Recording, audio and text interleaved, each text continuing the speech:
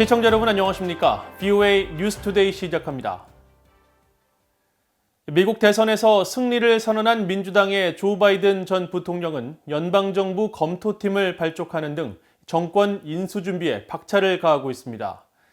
재향 군인의 날인 11일에는 한국전쟁 참전 기념비를 찾아 장병들의 희생과 헌신을 기렸습니다. 도널드 트럼프 대통령도 재향 군인의 날 행사에 참석했는데 트럼프 대통령 측은 선거 결과 확정 중단 요구 등 소송전을 확대하는 모습입니다. 첫 소식 박형주 기자가 보도합니다.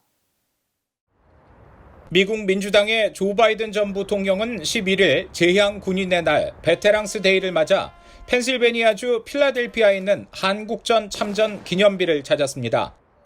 부인 질 바이든 여사와 함께 기념비에 헌화하고 묵념을 한 바이든 전 부통령은 이날 발표한 성명을 통해 차기 미국 대통령으로서 국민이 부여한 명예와 책임감을 막중하게 느낀다며 퇴역 장병들의 희생과 헌신을 존중하는 최고 통수권자가 되겠다고 밝혔습니다. 트럼프 대통령의 대선 결과 불복 움직임과는 상관없이 미국 46대 대통령으로서의 역할을 강조한 것입니다. 바이든 전 부통령은 앞서 10일 기자회견에서는 차기 행정부 내각 명단 가운데 일부를 조만간 발표할 것임을 시사했습니다. I hope we're able to be in a position to let people know at least a couple that we want before Thanksgiving, and we'll just work this out. 바이든 전 부통령은 연방정부 부처와 기관의 운영을 검토할 기관 검토팀도 발족했습니다. 39개 팀의 전문가 약 500여 명이 합류했는데 국무부는 린다 토마스 그린필드 전 국무부 아프리카 담당 차관보가, 국방부는 캐슬린 힉스 전 국방부 전략기획 부차관이, 또 백악관 국가안보회의 NSC는 바이든 전 부통령에 참모했던 제프리 프레스코트 전 NSC 선임국장이 각각 검토 임무를 총괄하기로 했습니다. 모두 오바마 행정부 출신들입니다. 한반도 전문가 중에서는 브루킹스 연구소의 정박 선임연구원이 정보기관 검토팀에 이름을 올렸습니다. 미국 중앙정보국 CIA와 국가정보국 DNI 출신으로 최근에는 북한 김정은 위원장의 승계 과정을 집중 탐구한 서적을 출판했고 바이든 선거 캠프에서도 활동한 것으로 알려졌습니다.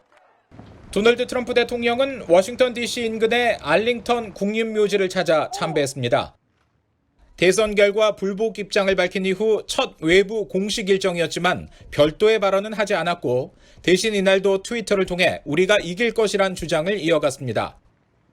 이런 가운데 조 바이든 전 부통령이 약 0.3%포인트, 약 14,000표 차로 앞선 조지아주는 표차가 0.5%포인트 이하일 경우 재검표를 요청할 수 있다는 주 법률에 따라 수작업을 통한 재검표를 실시하기로 했습니다. With the margin being so close, it will require a full by-hand recount in each county. This will help build confidence.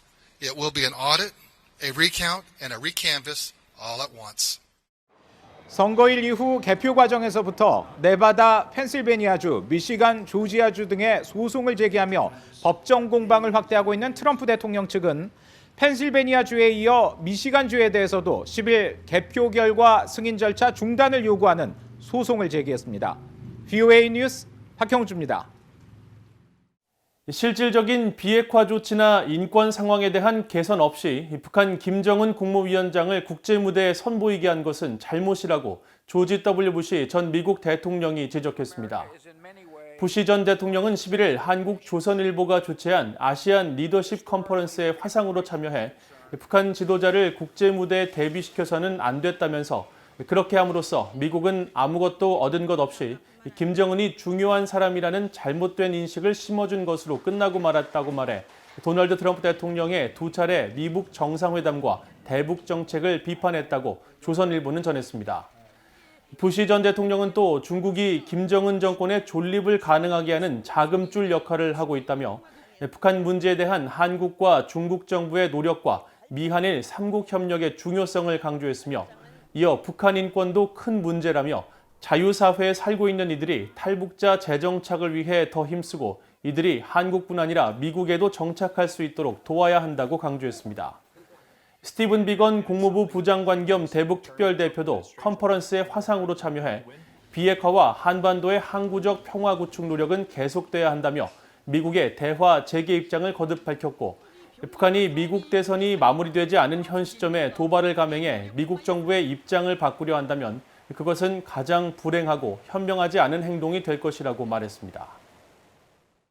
핵과 미사일 개발에 따른 국제사회의 제재로 인해 북한 경제가 큰 타격을 입고 있는 상황에서 북한의 외환 보유고가 빠른 속도로 감소할 것이라고 북한 경제 전문가들이 분석했습니다. 전적으로 중국에 의존하고 있는 북한 경제가 신종 코로나 바이러스로 인한 국경 봉쇄로 더 심각해지고 있다고 진단했습니다. 오택성 기자가 보도합니다.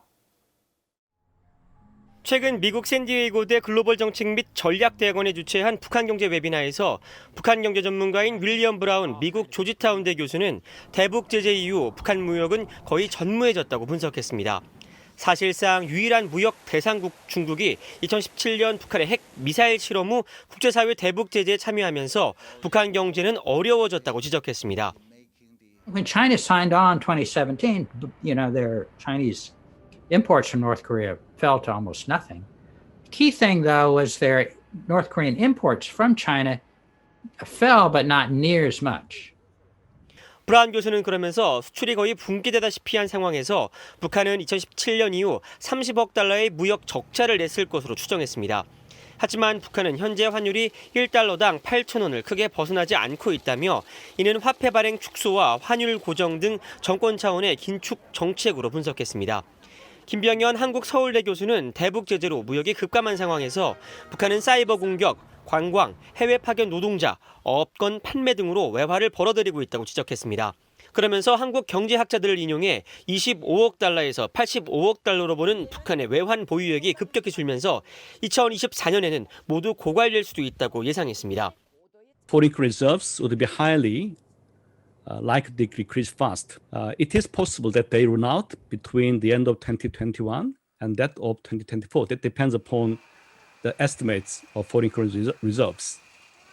김 교수는 이어 지난해 마이너스 1% 경제 성장률을 기록한 것으로 추정되는 북한이 올해는 원자재 등 수입 감소와 홍수 등 자연재해, 국경 봉쇄로 인한 관광 수입 중단 등으로 인해 경제 성장률이 마이너스 5%에서 마이너스 10%에 달할 것으로 전망했습니다.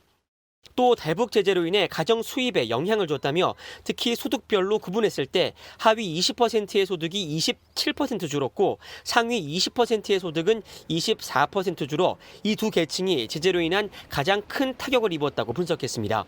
스테판 해거드 미국 캘리포니아 주립 샌디에이고 대학 교수는 제재와 코로나 국면에서 북한의 대중 수출과 수입이 모두 줄었지만 그나마 수입은 상대적으로 활발했다고 분석했습니다.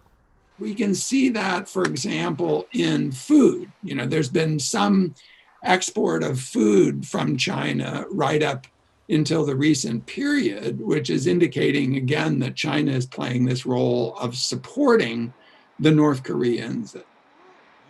스테판 교수는 그러면서 북한 경제에 있어 국제사회의 제재 완화 여부는 가장 중요한 문제라면서 제재를 되돌리면 다시 부과하기 어려워지는 만큼 미국은 이를 꺼리며 신중할 것이라고 분석했습니다. VOA 뉴스 오택성입니다. 한국계 여성으로 미국 하원의원 선거에 도전했던 미셸 박스틸 미국 공화당 후보가 연방 하원의원 당선을 확정해 한국계 의원 3명이 미국 연방 하원에 입성하게 됐습니다.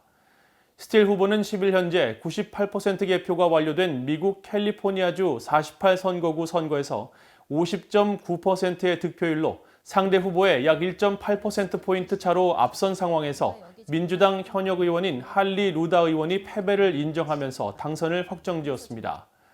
이에 따라 앞서 워싱턴주에서 당선된 메릴린 스트릭랜드 당선인과 뉴저지에서 재선에 성공한 앤디 김 당선인에 이어 한국계 하원의원 당선자는 모두 3명으로 늘었습니다.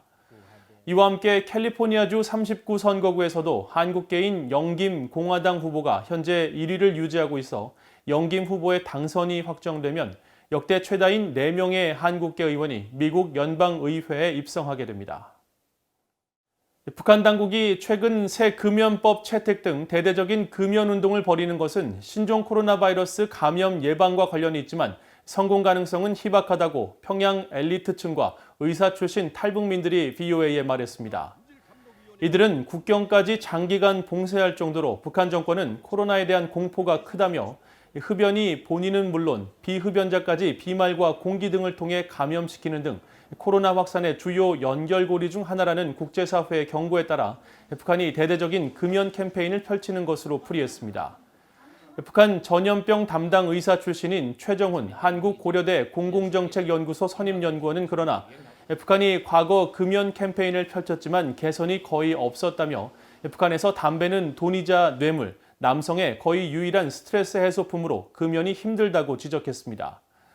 그러면서 북한이 금연운동에 성공하려면 금연구역과 흡연구역의 구체적인 설정과 처벌 기준 등을 포고문을 통해 발표하고 이에 대한 예산 지원 등 구호와 선전이 아닌 실질적인 노력이 필요하다고 지적했습니다. 또 탈북민들은 북한 정권 내 지도자들부터 솔선수범의 담배를 끊고 경제를 발전시켜 주민들의 의식 수준을 높여야 한다고 강조했습니다. 이상으로 VOA 뉴스투데이를 마칩니다. 시청해주신 여러분 고맙습니다.